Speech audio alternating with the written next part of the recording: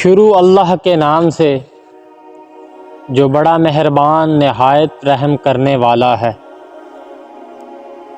بیان کیا جاتا ہے کہ ایک دن امیر المومنین حضرت علی رضی اللہ تعالی عنہ مسجد کے دروازے پر اپنے گھوڑے سے اترے۔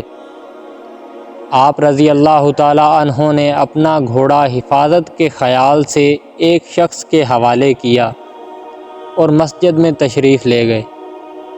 آپ رضی اللہ تعالی عنہ کے جانے کے بعد اس شخص کے دل میں خیانت آ گئی اور اس نے آپ رضی اللہ تعالی عنہ کے گھوڑے کی لگام نکالی اور فرار ہو گیا۔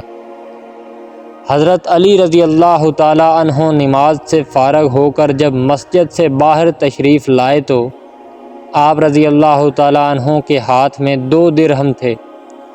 یہ 2 درہم آپ نے گھوڑے کی نگہبانی کرنے والے شخص کو بطور معاوضہ دینا چاہتے تھے، لیکن آپ رضی اللہ تعالی عنہ نے دیکھا کہ گھوڑا بغیر لگام کے خالی کھڑا ہے۔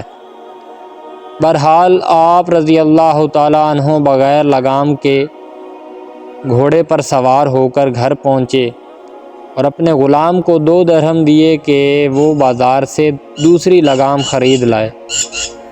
غلام بازار گیا، اس نے وہی لگام ایک شخص کے ہاتھ میں دیکھی۔